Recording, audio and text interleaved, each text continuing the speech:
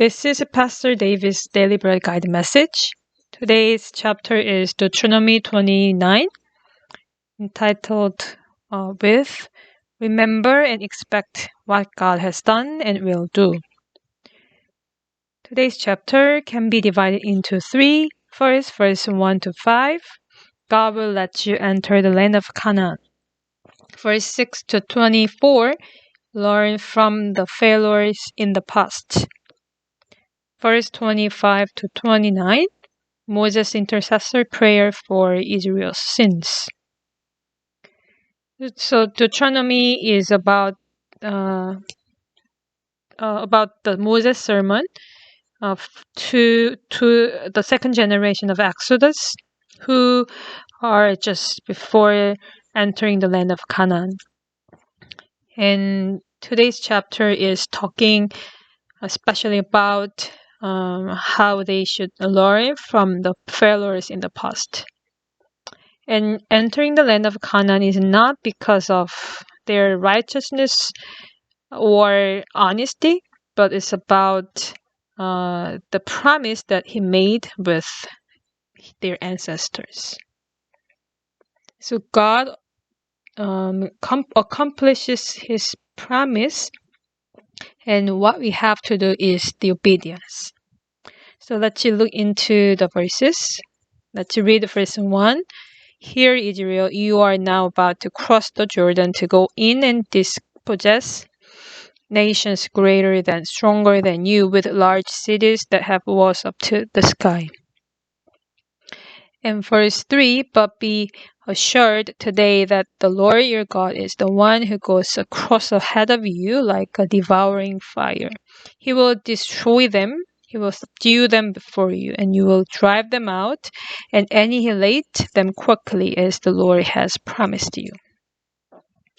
And verse 5 is about why God will let them enter the land of Canaan.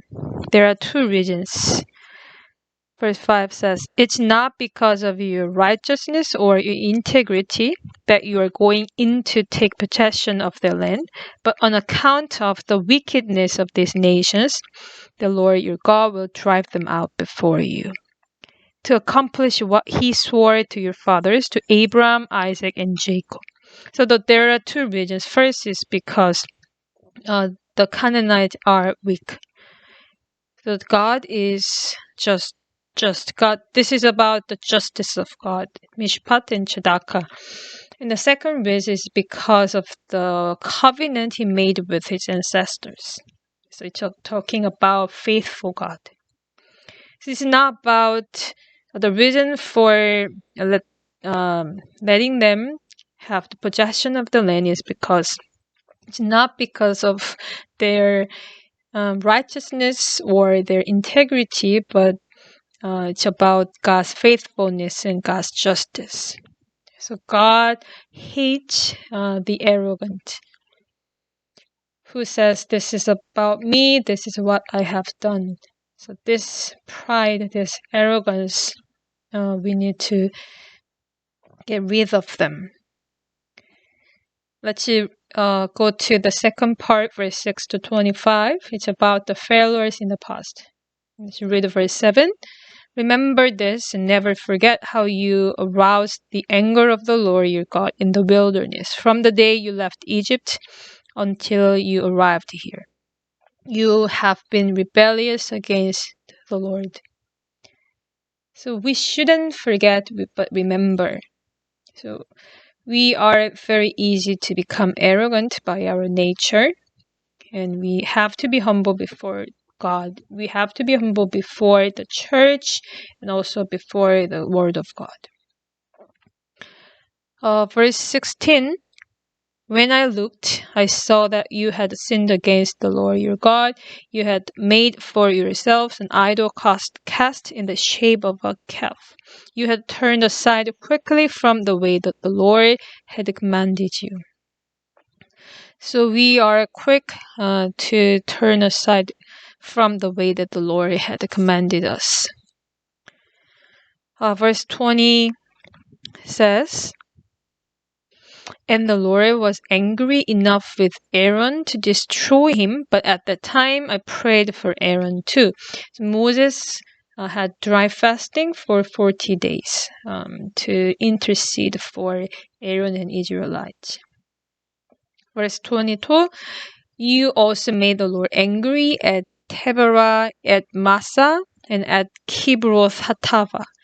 So at Massa, Israelites complained about the absence of water, and in Taberah, they made complaints about the absence of meat. And at Kibroth Hattava, they complained about the absence of oil.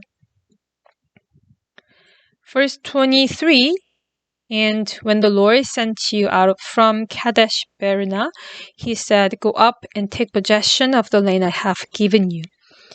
But you rebelled against the command of the Lord your God. You did not trust him, obey him. You, in verse 24, you have been rebellious against the Lord ever since I have known you. So God has already given them the land of Canaan, and the reason for going there to explore is not whether to decide we go in or not. It's not about their decision. It's already given and they're meant to enter the land. So this is their unbelief that they will not enter the land. So how can you apply today's message to our life?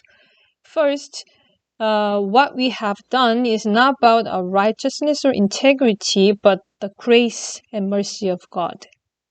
And the second is that what we have to do is be humble before the Lord, and we have to remember what God has done in our life and also have expectation for what God will do in our life. Let's read verse 29. But they are your people and your inheritance that you brought out by your great power and your outstretched arm.